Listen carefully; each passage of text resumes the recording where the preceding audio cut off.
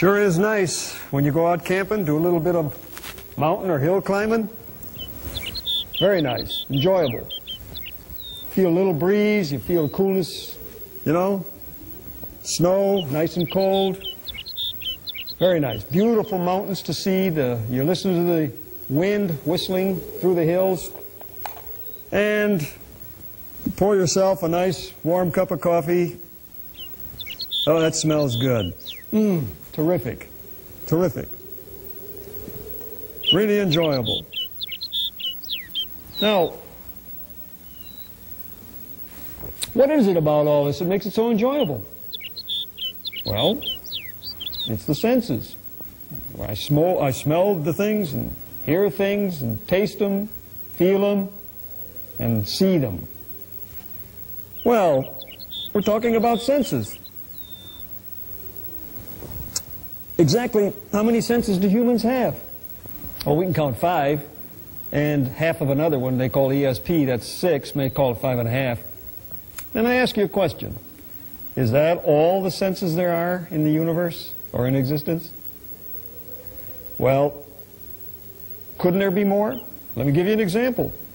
Bats are supposed to have radar. We don't have it. Isn't that a different sense?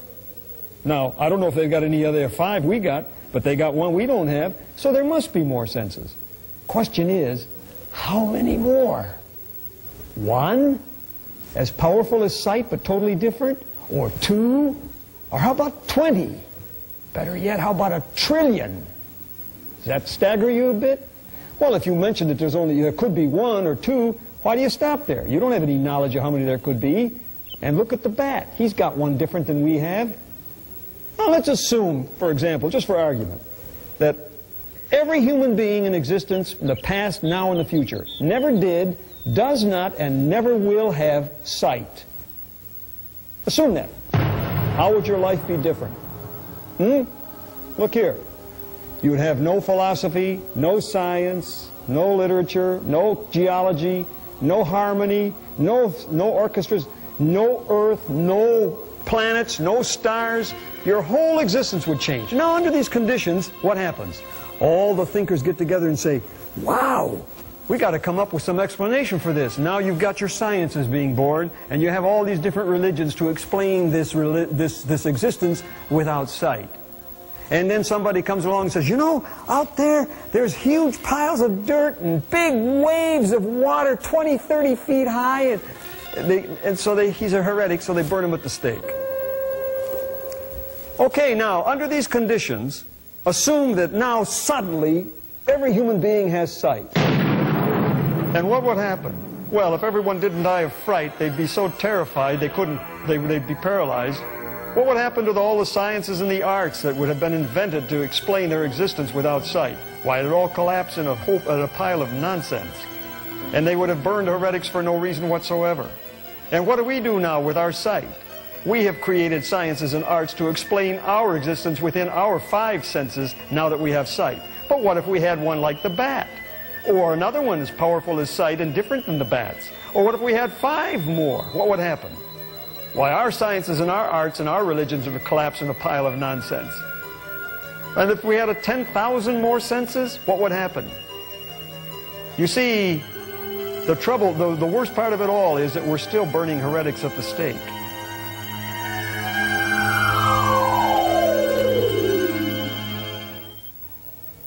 Well now, we've got pretty good evidence, meager as it may be, to do some nice imaginative thinking, but rationally imaginative. Look here. The bat has a sense we all agree we don't have. We don't even know what that sense is. We don't know how it operates. We don't know what it can do. We don't know what part of existence it can expose. We have a sense the amoeba doesn't have. At least we all agree to that. It may not be true, but that's what we say. That's enough evidence, meager as it is, to do some nice thinking. If that's the case, if we know of forms of existence in our own space and time, our own universe, that have different groups of senses, then it's just one additional step to the concept of an unlimited number of forms of existence or being or things or ideas or whatever they may be. We don't know. We can't conceive. Unlimited number, all in our own space and time, all with different groups of senses we can't imagine or even begin to characterize, all intermixed or intertwined or somehow fused, but all undetectable to one another. Therefore, this is not the only universe that exists, no matter how expansive it is. There's an infinite number of them. If these senses are all different groups, like our 5 are different from another's 8 and another's 3, and there are no common senses to bridge them, then you can't detect each other's existence mutually. But you may be able to detect existence unilaterally, like we do of the amoeba.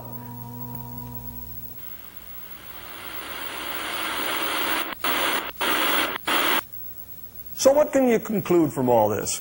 Well, first of all, it's possible, so we've got to take it into account. If it's valid, you cannot reject it. That's the mistake most scientists make. All of us make that. Scientists are foolish in a way. Every generation of scientists has a concept, has the idea that finally we've discovered the essence of life. Today it's DNA. Nonsense. You aren't even near it. 2 centuries ago it was galvanic electricity, and it was magnetism. They thought they had discovered the secret of life, or were on the verge of it. Nonsense. Physicists had formulated the concept of the molecule and then the atom. And there was a Nobel Prize. Aha! Electrons and protons and neutrons. Now we've got the essence of matter. Phooey!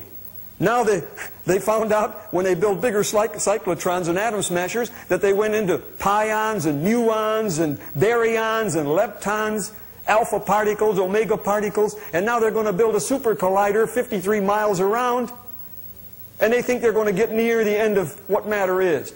There is no end to the spectrum of what's big in the universe and what's tiny in the microscopic world, and humans just can't get that through their head. Their senses limit what possibilities they can conceive. They're never going to get to the ultimate reality. We're never going to find out what the realm of possibilities are. You see?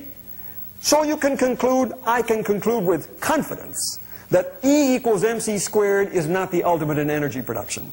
Light is not the fastest velocity of the universe. It is the fastest of which we are aware.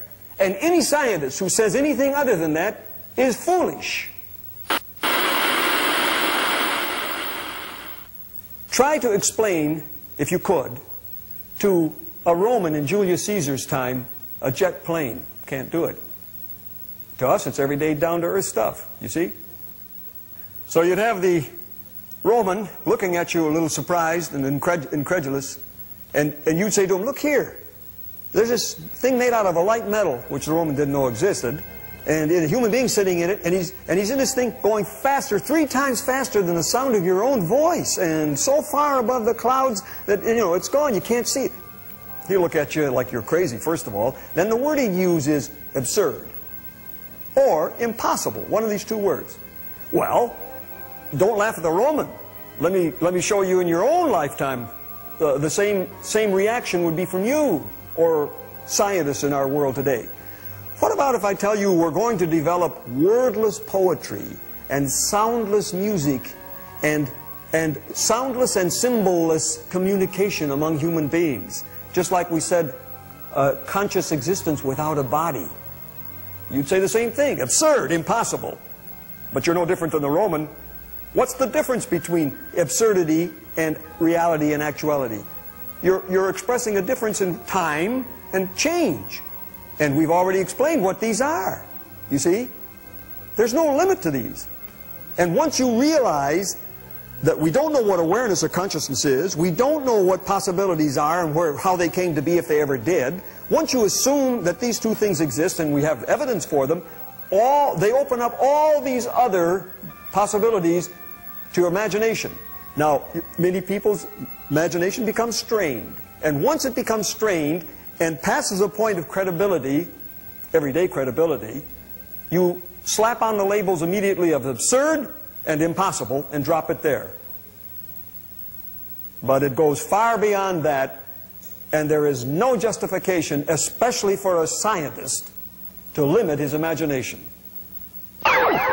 Okay, now, the time has come for us to retreat from this lofty realm of imagination, or, as some would call it, those who have limited theirs and slapped on the labels we've talked about, the realm of insanity, down to our everyday world where we feel more comfortable with the way we think and react.